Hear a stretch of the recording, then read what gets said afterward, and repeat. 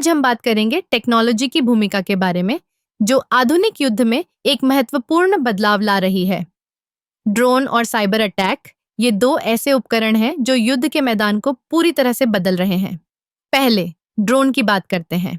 ये बिना पायलट के उड़ने वाले विमान हैं जो दुश्मन की स्थिति का पता लगाने से लेकर लक्ष्यों को नष्ट करने तक कई काम कर सकते हैं। ड्रोन की सबसे बड़ी खासियत यह है कि ये मानव जीवन को खतरे में डाले बिना मिशन पूरा कर सकते हैं। अमेरिका ने इराक और अफगानिस्तान में ड्रोन का इस्तेमाल करके यह साबित किया है कि कैसे एक छोटा सा विमान बड़े पैमाने पर नुकसान पहुंचा सकता है। लेकिन ड्रोन का इस्तेमाल केवल हमले के लिए नहीं होता, ये निगरानी के लिए भी बेहद प्रभावी है। दुश्मन की गतिविधियों पर नजर रखना, उनके ठिकानों की जानकारी लेना, ये सब ड्रोन की मदद से संभव हो गया है। इससे कमांडर्स को बेहतर निर्णय लेने में मदद मिलती है। अब बात करते हैं साइबर अटैक की। आजकल युद्ध केवल भूमि, जल और आकाश में नहीं, बल्कि साइबर स्पेस में भी लड़ा जा रहा है।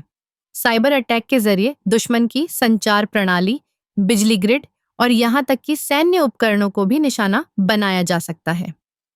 उदाहरण के लिए, स्टक्सनेट वायरस ने ईरान के न्यूक्लियर प्रोग्राम को काफी हद तक बाधित किया था।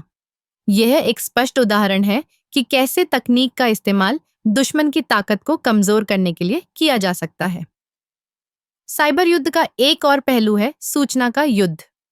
सोशल मीडिया और अन्य प्लेटफॉर्म्स के जरिए गलत जानकारी फैलाना, यह एक नई रणनीति बन गई है।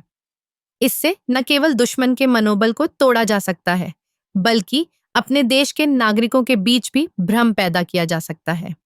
इस तरह टेक्नोलॉजी ने युद्ध के तरीके को पूरी तरह से बदल दिया है। ड्रोन और साइबर अटैक जैसे उपकरणों का इस्तेमाल करके देश अब बिना किसी बड़े नुकसान के अपने लक्ष्यों को हासिल कर सकते हैं। लेकिन यह भी सच है कि इस तकनीकी युग में सुरक्षा और गोपनीयता की चुनौतियां भी बढ़ गई हैं।